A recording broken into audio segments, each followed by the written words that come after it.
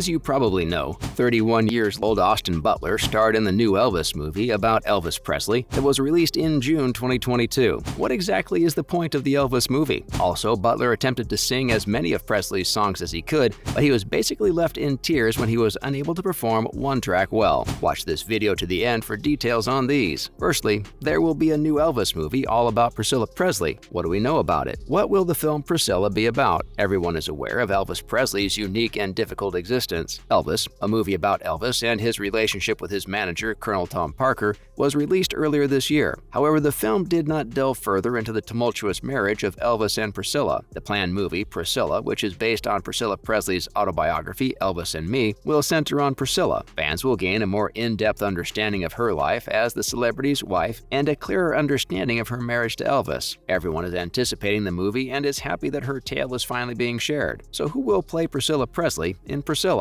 The well-known ex-wife of Elvis Presley, the singing sensation, is Priscilla Presley. The Elvis movie, Elvis, which was released earlier this year, gave fans a glimpse of Priscilla. Priscilla was portrayed by Olivia de Jonge in the movie, which also starred Austin Butler as Elvis Presley and Tom Hanks as Colonel Tom Parker, Presley's manager. But another actress will have the chance to play Priscilla Presley in Priscilla. Priscilla will be portrayed by Kaylee Spaney. She most recently played Eleanor Roosevelt in the television series The First Lady. Elvis will be played by Jacob Elordi in Priscilla. Jacob Elordi has his work cut out for him after Austin Butler's superb portrayal of Elvis Presley in the movie Elvis. In the upcoming movie, Priscilla, Elordi will take on the role of the King of Rock and Roll. Through his performance in streaming service productions, Elordi has established a reputation for himself. In the Netflix series The Kissing Booth, he portrayed Noah Flynn, the love interest. The role of Nate Jacobs in the HBO series Euphoria is where Elordi is most known. When will we get to see the movie Priscilla? A long wait will be required for devoted Elvis Presley fans to witness these legendary figures once more on the big screen. The producers of Priscilla want some time to pass between the two movies since Elvis, starring Austin Butler and Tom Hanks, was released earlier in 2022. The movie has started shooting. What purpose did Austin Butler's Elvis film serve? There is no denying that Baz Luhrmann's approach to filmmaking is controversial. The message he's trying to communicate might get lost in the pomp and spectacle, at least in the eyes of his detractors. On the other hand, his admirers are completely enthralled by the magic of his extremely distinctive style of filmmaking. Elvis, his 2022 biographical epic, earned favorable reviews for the most part. Fans especially praised actor Austin Butler's portrayal of the traditional American figure, and that's despite the fact that the movie omitted some of the singer's more contentious portions of his life. Even Priscilla Presley, the wife of Elvis Presley, enjoyed the film despite finding it difficult to watch. But was Elvis just a glamorous interpretation of the convoluted and ultimately tragic life and career of the jailhouse rock singer, or was it something deeper? Baz Luhrmann opened up about Elvis in an interview with Vulture, showing that the movie had a much deeper meaning than some spectators may have thought. The director of Moulin Rouge and The Great Gatsby told Vulture that he thinks it's the great tragic American opera. He then said that he doesn't just mean opera in terms of singing. Large-scale operas are typical. They speak to a greater truth, usually one regarding worlds, and have strong inward feelings. Elvis Presley's journey is depicted in this movie, but more than any other figure in popular culture, Presley represents the potential of America in the 1950s. Luhrmann said that Kennedy had this kind of breathtaking Camelot moment, but it was partially obscured by Vietnam's purple haze. The disillusionment and breakdown start after Kennedy is shot. Martin Luther King Jr.'s passing, the 70s drugs, and the general gloom. Elvis, according to Luhrmann, arose from all of that. He became the cipher for the whole generation as a result. Elvis was a timid, courteous man, but he ultimately came to represent rebellion for his generation. The director remarked on the age born after the Second World War, saying that Elvis just naturally, innately reflects the frustration of youth, of shrugging off authority, of being edgy, of yearning for their war. The director went on by saying that the Colonel is the cell if Elvis is the heart of that voyage. Colonel Tom arrived just as America began to turn more and more toward populism. Parker had no musical training, yet he declared that it was the best carnival act he'd ever seen after observing Elvis's impact on the audience. Together, Elvis and the Colonel create an atomic explosion. Luhrmann thinks that American society has gone through a comparable time to the one he depicts in his film, which is why he thought Elvis made sense for the year 2022. The film's main focus is Colonel Tom Parker and Elvis Presley's difficult and stressful relationship. Along with the sinister secret of who the real manager of Elvis Presley's career was, Baz Luhrmann said to Vulture that the Colonel exudes coldness. We don't truly understand why he fled his native country. We we are aware of his arrival in America and his self-reinvention. Although Colonel Tom Parker very certainly exploits Elvis and adds to his descent into self-pity, Baz Luhrmann thinks there was a sentimental element there. He said that the Colonel's behavior is both conscious and unconscious. When he expresses his love for Elvis, he truly does so at that precise moment. However, he is also capable of grafting on the characteristics of being Elvis's mother at that precise moment, solidifying his control and separating him from those who might protect him. After struggling to sing an Elvis song, Austin Butler was left in tears. Recently, the life of Elvis Presley was examined in the brilliant director Baz Luhrmann's biographical film Elvis. Austin Butler, a famous American performer, portrayed the king of rock and roll and tried to seem as real as possible by singing as many of his songs as he could. Unfortunately, he had trouble staying composed when performing one song. Austin has opened up about the significance of Elvis's music to him. To improve his singing of Elvis's songs, he put in countless hours in recording studios, but he found himself struggling to control himself when it came to Unchained Melody. And this is in spite of all the preparation he underwent before filming began. The song has come to represent the conclusion of Elvis Presley's life. Just 2 months before he passed away on August 16, 1977, the King performed a live version of it during his final television special. Austin was transparent about the impact it had on him. He said that it made him cry every time he watched or heard Unchained Melody. Austin was tasked with singing the most popular songs from Elvis's career for his biopic. He was in the middle of filming his last TV special when he suddenly passed away, off-screen. It wasn't only difficult to listen to, the 31-year-old said, but perfecting it for the film was extremely challenging. He said that it was difficult for him to sing since, at the time, he was fairly large and, as a result of being strapped into the jumpsuit, his breathing was restricted. Austin's remarks are in reference to the movie's concluding moments, which feature an overweight Elvis. He let himself go and put on a lot of weight toward the end of his life. Austin was confined to a fat suit to replicate Elvis's disheveled appearance. It's undoubtedly one of Elvis's most stirring performances, and it's been hailed as one of his best works overall years later. It was the final brilliant moment of his career, according to Rolling Stone. Unchained Melody reached number 6 on the singles charts in both the US and Canada thanks to Elvis's stirring performance. 4 months before his passing,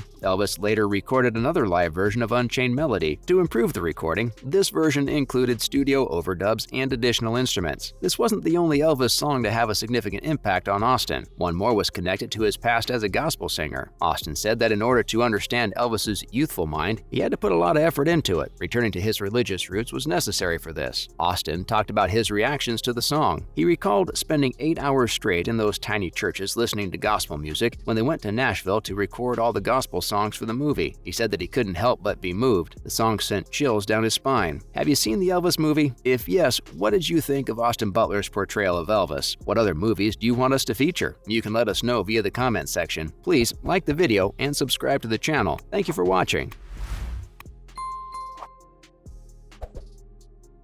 It's God-given,